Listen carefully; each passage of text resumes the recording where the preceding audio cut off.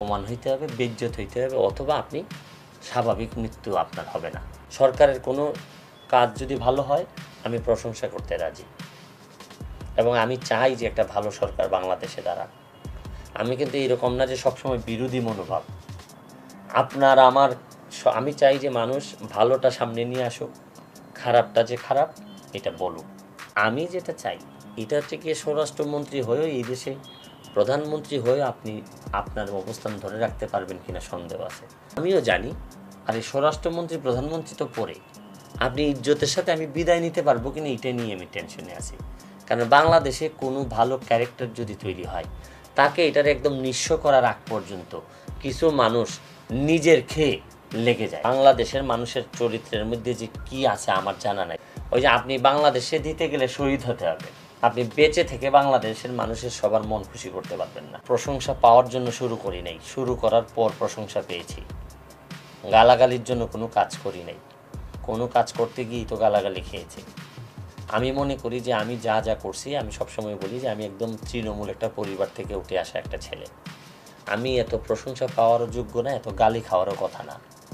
তো আমার কাছে মনে হয়েছে যে কোনো একটা ব্লাডে হয়তো আমার কোনো একটা জায়গায় আছে যে এরকম অন্যায় দেখলে, দুর্নীতি দেখলে আমি দাঁড়াই যাই। আর আমি তো একজন ব্যারিস্টার, মানে হলো গিয়ে ইঞ্জিনিয়ার বাড়তেছে, ডাক্তার বাড়তেছে, ব্যারিস্টার বাড়তেছে ঠিকই, কিন্তু নৈতিক মানুষ বাড়তেছে না। এই যে যারা আজকে মার্ডারের সাথে জড়িত, তারা ইঞ্জিনিয়ার হইলেও তো সমস্যা ছিল বাংলাদেশের। এরা ইঞ্জিনিয়ার হইলেও তো দেশটারে ডুবাই দিত।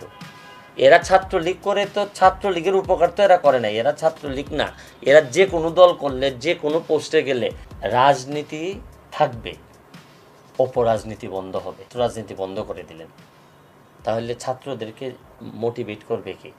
আপনি নেতৃত্ব তো ঘরে উঠে হচ্ছে গিয়ে ছাত্র রাজনীতি থেকেই।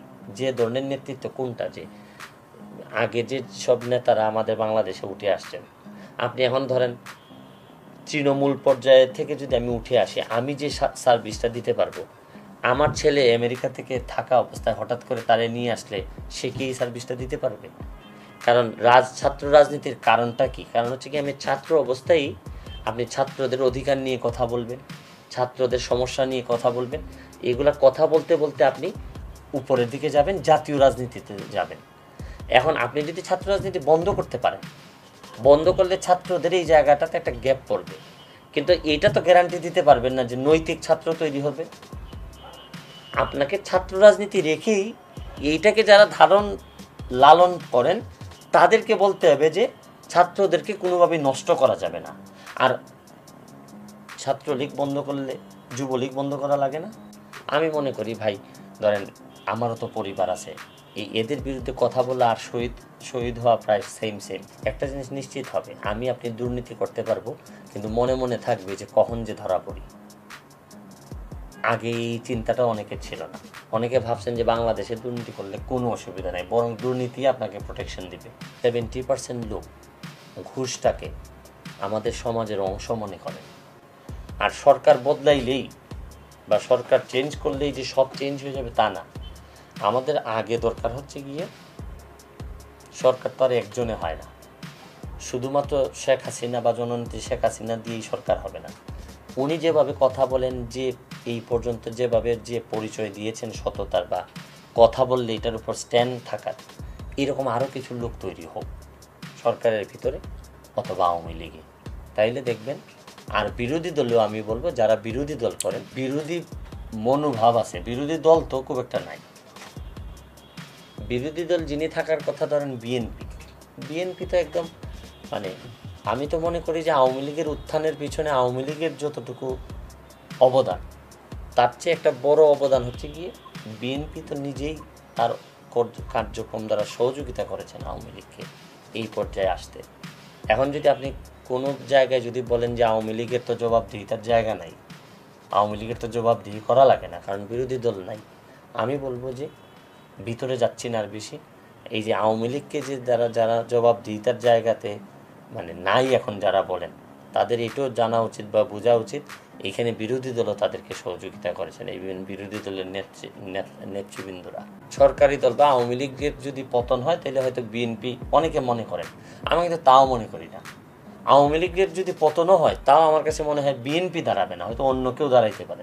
জাতীয় পার্টি এটা শুধু নামে আছে, এটা আপনি একটা ফরম্যাট মেনটেন করার জন্য আছে।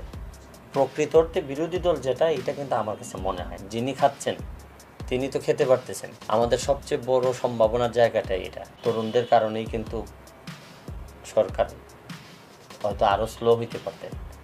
সরকারি দলের এই ছাত্রলীগের নেতারাই তো ছিলেন। তরুণদের এই সারা বাংলাদেশে সোশ্যাল মিডিয়া থেকে শুরু করে যে একটা প্রেশার তৈরি হয়েছে, তরুণরা তো যা দেখে তাই বিশ্বাস করে।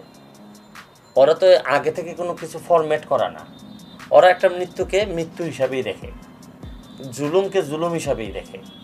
আমরা ধরেন তরুণ যারা না, তারা হয়তো অনেক কিছুর সাথে কম্প্রোমাইজড হয়ে যায়, কিন্তু তরুণরা তো ওইরকম না। তো বাংলাদেশের মতো জায়গায়, এত বেশি মানুষের দেশে সব সময় মানবাধিকার তো রক্ষা করা যায় না, অনেক জায়গায় ক্ষেত্রে দেখা যাচ্ছে লঙ্ঘন হচ্ছে। তো এই লঙ্ঘনটা তো চোখে পড়ে। তো চোখে পড়লে ধরেন একজন তরুণ না যিনি বয়স্ক, ওনার মধ্যে যেভাবে প্রভাব ফেলে, তরুণদের মধ্যে তো স্পষ্টতই সারা পৃথিবীব্যাপী তো তরুণদের